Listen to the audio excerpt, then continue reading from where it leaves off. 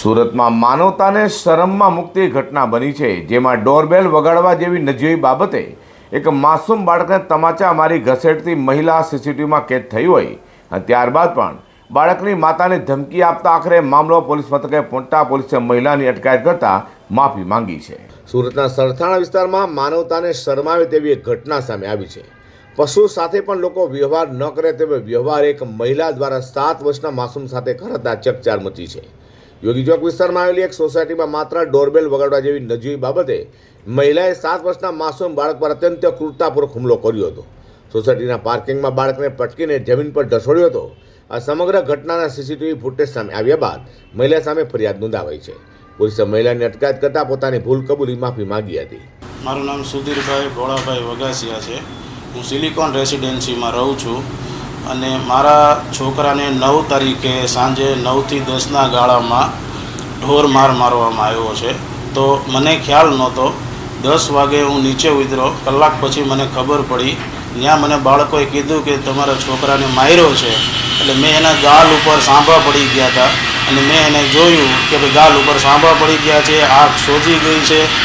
એટલા માટે મેં સીસીટીવી ફૂટેજ એના ચેક કરવા માટે મારા C3ના પ્રમુખને, C3 બિલ્ડિંગના પ્રમુખને મેં જાણ કરી કે મારા છોકરાને માર્યો છે, મારે સીસીટીવી કેમેરા જોવા છે। તો પ્રમુખે મને બીજે દિવસે સાંજે સીસીટીવી કેમેરા જોયા, ઓફિસમાં મેઇન કેમેરો છે એ ચેક કર્યો અને અમારી બિલ્ડિંગની નીચે કેમેરો ચેક કર્યો તો ઢસડીને ખૂણામાંથી લાવે છે, પિલોર પાસે ત્યાં પહેલાં ઢસડીને ત્યાં લાવે છે, ત્યારે મારે છે, ત્યારે ઢસડીને લાવ્યા પછી પિલોર પાસે એને ઘા કરે છે અને મારે છે।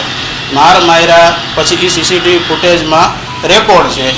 એટલે અમે બીજે દિવસે સરથાણા પોલીસ સ્ટેશનમાં સવારમાં કમ્પ્લેન કરી કે સાહેબ મારા છોકરાને ઢોર માર્યો છે। તો સાહેબે અમારી અરજી લીધી, કાલે અમે એને અરજી આપી। પછી મારા વાઈફને એ સવારમાં બીજે દિવસે એને કહેવા ગયા કે ભાઈ મારા છોકરાને તમે આટલો બધો કેમ માર્યો? તો એ લેડીસે એવું કીધું હજી મારો ડોરબેલ મારશે તો હજી હું એને મારીશ। એટલે અમે પછી કમ્પ્લેન કર્યા પછી અમે સાહેબે અમારી અરજી લીધી। ત્યાર પછી હજી હું આગળ કાર્યવાહીની માંગ કરું છું કે મારા છોકરાને ન્યાય મળે। હા, તો માસૂમ બાળક સાથે અમાનવીય અત્યાચાર કરનાર મહિલા સામે કડકમાં કડક સજા થાય તેવો વિડીયો જે લોકો કહેતા નજરે પડી રહ્યા છે।